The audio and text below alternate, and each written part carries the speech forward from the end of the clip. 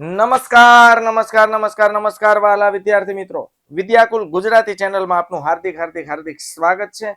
વિદ્યાર્થી મિત્રો, ધોરણ 12 વાણિજ્ય વ્યવસ્થા અને સંચાલન વિષય અને એમાં પણ ત્રીજી એકમ કસોટી. આ ત્રીજી એકમ કસોટીનું વેરી મોસ્ટ ઇમ્પોર્ટન્ટ આઈએમપી પ્રશ્ન બેંક, ક્વેશ્ચન બેંક. બાળકો, અહીંયા હું તમને એમસીક્યુ થી લઈને 2 ગુણના, 3 ગુણના અને 5 ગુણના પ્રશ્નો ચેપ્ટર 6 અને 7 ના આપવા જઈ રહ્યો છું. વિડીયોમાં છેલ્લે સુધી જોડાયેલા રહેજો. શોર્ટ એન્ડ સ્વીટ સ્વરૂપમાં આપવા જઈ રહ્યો છું. જ્યાં જરૂર જણાય ત્યાં સ્ક્રીનશોટ લેતા નહીં. અચ્છા સાહેબ, કેમ સ્ક્રીનશોટ નથી લેવાનો? સ્ક્રીનશોટ એટલે નથી લેવાનો કે આ જે વિડીયો તમે અહીંયા જોઈ રહ્યા છો, અહીંયા જે છે ફાઇલ, તેની પીડીએફ ફાઇલ તમને મળવા પાત્ર છે. પણ એના માટે તમારે ગૂગલ પ્લે સ્ટોર પર જઈને youth education paper generation application download કરવાનું છે. આ youth paper generation application download કરશો ત્યાંથી તમને આખી ફાઇલની પીડીએફ મળી જવાની છે. ઓકે, બહુ સ્મૂથ અને વ્યવસ્થિત ચાલવાના છીએ. માત્ર ક્વેશ્ચન બેંક છે, પણ વિદ્યાર્થી મિત્રો, આ ક્વેશ્ચન બેંક તમને એટલી ફળદાયી નીવડવાની છે જે તમારે અવશ્ય કરવાની છે કોઈ પણ સંજોગોમાં. જોઈએ બાળકો, તો પહેલો પ્રશ્ન છે કે ભાઈ, અન્ય વ્યક્તિઓમાં ધ્યેય સિદ્ધ કરવાની ઈચ્છા જાગૃત કરવી. અન્ય વ્યક્તિઓમાં ધ્યેય સિદ્ધ કરવાની ઈચ્છા જાગૃત કરવાની કળા કે આવડત, એને કહેવાય બાળકો નેતૃત્વ. અબ્રાહમ માસ્લોએ માનવ જરૂરિયાતોને 5 ભાગમાં વિભાજિત કર્યા છે. આપણને ખબર છે સાહેબ, અબ્રાહમ માસ્લોને કોણ ભૂલી શકે? 5 ક્રમમાં પોતે જરૂરિયાતોને વહેંચે છે. અભિપ્રેરણનો ખ્યાલ કેવો છે બાળકો? અભિપ્રેરણ એટલે એક પ્રકારનું મોટિવેશન, અને મોટિવેશનનો ખ્યાલ હંમેશા મનોવૈજ્ઞાનિક હોય છે. અવૈધિક માહિતી સંચાર મોટા ભાગે કયા સ્વરૂપે થાય છે?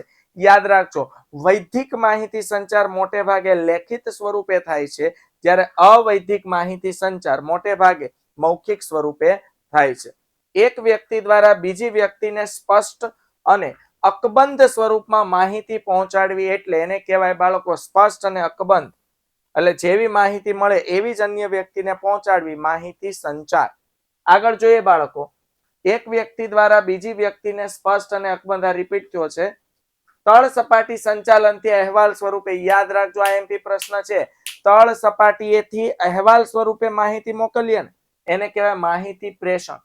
પણ ઉચ્ચ સંચાલન સપાટીએથી તળ સપાટી સુધી માહિતી જાય એને કહેવાય માહિતી સંચાર. દોરવણીના કયા તત્વોમાં દેખરેખ, નિયમન અને વિશ્લેષણનો સમાવેશ થાય છે? તો એવું સરસ મજાનું છે દોરવણીનું તત્વ નિરીક્ષણ. દોરવણીની માત્રા કઈ સપાટીએ સૌથી વધુ હોય છે? દોરવણીની માત્રા તળ સપાટીએ સૌથી વધુ હોય છે, પરંતુ દોરવણીની જરૂરિયાત દરેક સપાટીએ હોય છે. એટલે મોસ્ટ આઈએમપી પ્રશ્ન એ છે કે દોરવણીની જરૂરિયાત કઈ સપાટીએ હોય છે? દરેક સપાટીએ. દોરવણીમાં હુકમો, સૂચનો અને માર્ગદર્શન ઉપરાંત શાનો સમાવેશ થાય છે? તો દોરવણીમાં હુકમો, સૂચનો અને માર્ગદર્શન ઉપરાંત દેખરેખનો સમાવેશ થાય છે. નીચેનામાંથી કયું પ્રોત્સાહન નાણાકીય પ્રોત્સાહન છે? તો જે આપેલા છે એમાંનું એક છે બાળકો બઢતી. બાળકો, સ્ક્રીનશોટ લેવાની જરૂર નથી. Simple youth education paper generation application Google play store પર જઈને youth education paper generation application download કરો. તેમાં તમને દરેક પ્રકારની પીડીએફ ફાઇલ મળી જશે. આ જે તમે અત્યારે ક્વેશ્ચન બેંક છે એની પણ પીડીએફ ફાઇલ તમને મળી જશે. સો ડોન્ટ વરી, માત્ર ગૂગલ પ્લે સ્ટોર પર જઈને youth education paper generation app download કરવાનું છે. ડન. અને વિદ્યાકુલ ગુજરાતી ચેનલને સપોર્ટ કરજો, સબસ્ક્રાઇબ કરજો, કારણ કે 1લી તારીખથી ભવિષ્યવાણી આવી રહી છે અને આ ભવિષ્ય તમારું ભવિષ્ય અવશ્ય ઉજાગર કરશે. આ ભવિષ્યવાણીમાં આપવામાં આવતી એક માહિતી તમારા પ્રથમ પરીક્ષાના પેપરમાં તમને અવ્વલ નંબર અપાવવા માટે આગળ વધારશે. ત્યાર પછી 1 માર્ક્સના 6થા ચેપ્ટરના પ્રશ્નો છે. ચેપ્ટર વાઇઝ છે બાળકો ક્વેશ્ચન બેંક. કે અવિશ્વાસ અને ડરથી માહિતી સંચાર ઉપર શું અસર થાય છે? અવિશ્વાસ અને ડર હોય ને બાળકો, ત્યાં માહિતી સંચાર સંદેશાઓને શંકાની નજરે જોવામાં આવે છે કે આપવામાં આવેલી માહિતી સાચી હશે કે ખોટી, અથવા તો ડર લાગે, લ્યો માહિતી આવી, હવે આ કામ કરવું પડશે, આ તે. ઓકે. ત્યાર પછી આધુનિક માહિતી સંચારના સાધનો જણાવો. તો આધુનિક માહિતી સંચારમાં મૌખિક, લેખિત બંને સ્વરૂપો અસ્તિત્વમાં છે, પણ એમાં જોઈએ તો ટેલિફોન, ફેક્સ, ઇન્ટરનેટના માધ્યમથી આપણે ઈમેલ કરી શકીએ છીએ, છે ને, માહિતી સંચારનું એક સાધન છે. ફેક્સ મોકલી શકીએ છીએ, મોબાઈલ ફોન દ્વારા આપણે મૌખિક માહિતી સંચાર કરી શકીએ છીએ, SMS શોર્ટ મેસેજ સર્વિસ જેને આપણે કહીએ છીએ તેના દ્વારા આપણે લેખિત માહિતી સંચાર કરી શકીએ છીએ, ટેલેક્સ વગેરે લેટેસ્ટ આધુનિક માહિતી સંચારના સાધનો છે.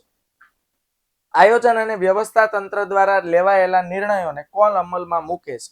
તો બાળકો, આયોજન અને વ્યવસ્થા તંત્ર દ્વારા લેવાયેલા નિર્ણયોને દોરવણી અમલમાં મૂકે છે. કયો માહિતી સંચાર વધુ પરિવર્તનશીલ હોય છે? અવૈધિક માહિતી સંચાર. અને અવૈધિક માહિતી સંચાર બાળકો મોટે ભાગે કયા સ્વરૂપે થાય છે? મૌખિક સ્વરૂપે, હે ને, તે સૌથી વધુ પરિવર્તનશીલ હોય છે. દોરવણીના તત્વો, તો 4 તત્વો છે, યાદ રાખજો, 1 માર્ક્સમાં પ્રશ્ન પૂછાય. દોરવણીના કેટલા તત્વો છે? 4. નિરીક્ષણ, અભિપ્રેરણ, નેતૃત્વ અને માહિતી સંચાર. નફા ભાગ એટલે શું? બાળકો, ધંધાકીય એકમના નફામાંથી ચોક્કસ ભાગ પોતાના કામદારોને નાણાં સ્વરૂપે વેતન ઉપરાંત ચૂકવવામાં આવે તેને નફા ભાગ કહેવામાં આવે છે. નિરીક્ષણના કાર્યને કોના કાર્ય સાથે સરખાવવામાં આવ્યું છે? તો નિરીક્ષણના કાર્યને કર્મચારીઓના મિત્રો, દાર્શનિક અને માર્ગદર્શક સાથે સરખાવવામાં આવ્યું છે. નિરીક્ષણનું જે કાર્ય છે તેને કર્મચારીઓના મિત્ર, દાર્શનિક અને માર્ગદર્શક તરીકે. નિરીક્ષણનો અર્થ આપો. નિરીક્ષણ એટલે કામદારોના કાર્યની દેખરેખ રાખવી. ઓકે. અને RC ડેવિસના મતે નિરીક્ષણ એવું કાર્ય છે કે જેના દ્વારા યોજના અને સૂચનાઓ મુજબ કાર્ય થઈ રહ્યું છે કે નહીં તે જોવું. જેવી રીતે શિક્ષક પરીક્ષામાં વિદ્યાર્થીઓ પેપર લખતા હોય ત્યારે નિરીક્ષણ કરે કે વિદ્યાર્થીઓ યોગ્ય રીતે પેપર લખી રહ્યા છે કે નહીં. માનવીની કઈ જરૂરિયાતો સૌથી વધુ અગ્રક્રમ વાળી છે? તો માનવીની શારીરિક અને પ્રાથમિક જરૂરિયાત, એટલે કે હેલ્થ, અને પ્રાથમિક એટલે રોટી, કપડા, મકાન. શારીરિક જરૂરિયાતોમાં કઈ જરૂરિયાતોનો સમાવેશ થાય છે?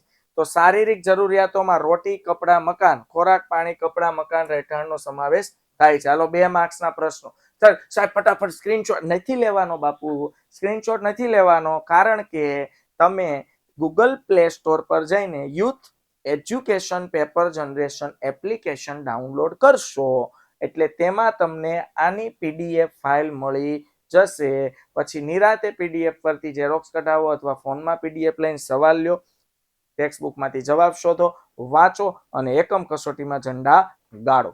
2 માર્ક્સના પ્રશ્નો છે. અભિપ્રેરણથી મજૂર ફેરબદલી દરમાં ઘટાડો થાય છે. નિરીક્ષક કર્મચારીઓનો મિત્ર, યાદ રાખજો, નિરીક્ષક કર્મચારીઓનો મિત્ર, દાર્શનિક અને માર્ગદર્શક છે, સમજાવો. નિરીક્ષણનું કાર્ય શિક્ષક જેવું છે. નિરીક્ષકનું કાર્ય શિક્ષક જેવું છે, એબ્સોલ્યુટ. નિરીક્ષકનું મોટિવેશન શિક્ષક છે, કારણ કે શિક્ષક તમે જુઓ ક્લાસમાં ભણાવતા હોય તો 40-50 નો ક્લાસ હોય તો બધા બાળકો પર દેખરેખ રાખવાની, નિરીક્ષણ કરવાનું કે આપણે કરાવીએ છીએ એ પ્રમાણે કામ થઈ રહ્યું છે કે નહીં, હે ને. પછી પરીક્ષા આપતા હોય તો સુપરવિઝન કરવાનું, એક પ્રકારનું નિરીક્ષણ જ છે. અચ્છા, વિદ્યાર્થીઓ વ્યવસ્થિત લખી રહ્યા છે કે નહીં ચેક કરવું. તો ધંધામાં પણ નિરીક્ષકનું કાર્ય શિક્ષક જેવું જ હોય.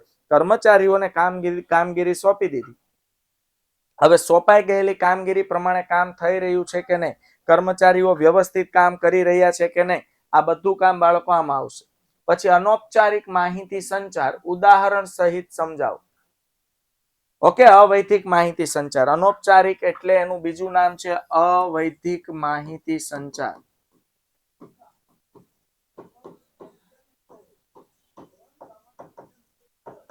અવૈધિક માહિતી સંચાર. પછી આવે છે બાળકો અભિપ્રેરણ એટલે શું? મોટિવેશન. કર્મચારીઓ પોતાની કાર્યક્ષમતા કરતા પણ વધુ સારી કાર્યક્ષમતાથી કામ કરે, કર્મચારીને પોતાનું કાર્ય ગમે, પોતાના કાર્યમાં રસ પડે, ઉત્સાહપૂર્વક કામ કરે, એ માટે કર્મચારીઓને જે આપવામાં આવતી સલાહ, માર્ગદર્શન છે એને કહેવાય અભિપ્રેરણ. અભિપ્રેરણથી મજૂર ફેરબદલી દરમાં ઘટાડો થાય છે. બાળકો, અભિપ્રેરણથી કર્મચારી મોટિવેટ રહે, પોતાને પોતાનું કાર્ય ગમે, યોગ્ય રીતે કામ કરી શકે, પૂરતી કાર્યક્ષમતાથી કામ કરે, એની પ્રગતિ થાય, અને જેને કારણે કંપની ધંધો છોડવાનું વિચારતો નથી, એટલે લેબર ટર્નઓવર, મજૂર ફેરબદલી દર ઘટે છે. ઔપચારિક માહિતી સંચાર ઉદાહરણ સહિત સમજાવો. જો અહીંયા અનૌપચારિક છે, અહીંયા ઔપચારિક. ઔપચારિક એટલે થઈ ગયું બાળકો વૈધિક માહિતી સંચાર. નેતૃત્વનો અર્થ આપો અને પ્રોત્સાહનનો અર્થ સમજાવો. આ 2 માર્ક્સના પ્રશ્નો. 3 માર્ક્સના આટલા પ્રશ્નો કરવાના છે. અવૈધિક માહિતી સંચારની લાક્ષણિકતાઓ જણાવો, દોરવણીનું મહત્વ જણાવો, નિરીક્ષકના કાર્યો જણાવો, સારા નેતાના ગુણો જણાવો. ઓકે, અને સાંભળવા વાળા તો ઘણા હોય છે, પરંતુ ધ્યાનથી સાંભળવા વાળા ખૂબ ઓછા હોય છે. ઓકે, આ વિધાન સમજાવવાનું છે. 3 માર્ક્સ. બાળકો, હવે અંકુશ ચેપ્ટર નંબર 7. અંકુશ એક એવી પ્રક્રિયા નથી, અંકુશ એ ક્યારે જડ પ્રક્રિયા હોઈ શકે નહીં. ત્યાર પછી અંકુશ પ્રક્રિયાનો પ્રથમ તબક્કો કયો છે? તો અંકુશ પ્રક્રિયાના સૌથી પહેલા ધોરણોની સ્થાપના કરવામાં આવે છે. અંકુશનું કાર્ય કઈ સપાટીએ થાય છે? એવી એક પણ સપાટી નથી જ્યાં અંકુશનું કાર્ય નથી થતું. એટલે અંકુશનું કાર્ય સંચાલનની દરેક સપાટીએ થાય છે.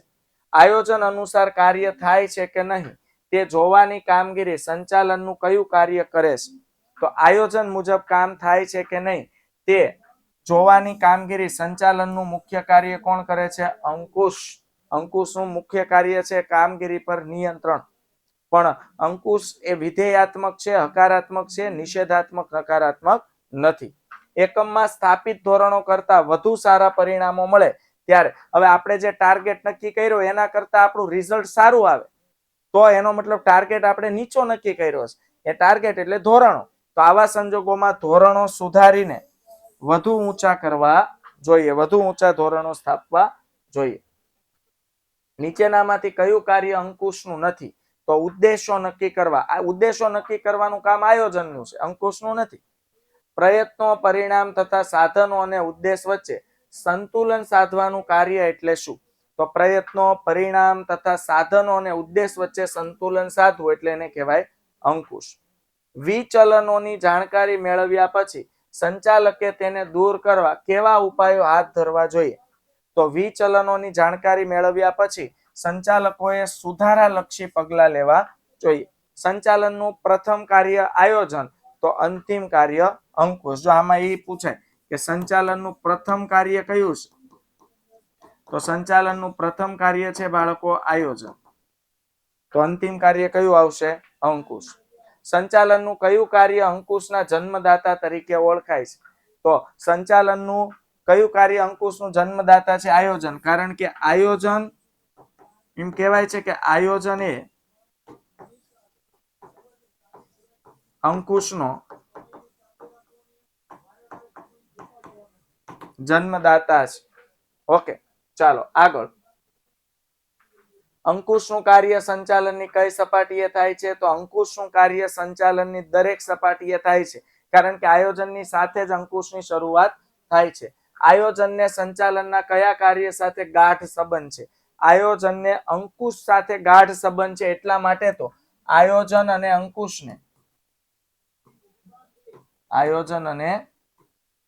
અંકુશને જોડિયા બાળકો સમાન પણ ગણવામાં આવે છે. જોડિયા બાળકો સમાન પણ ગણવામાં આવે છે. કામગીરીનું માપન શા માટે જરૂરી છે?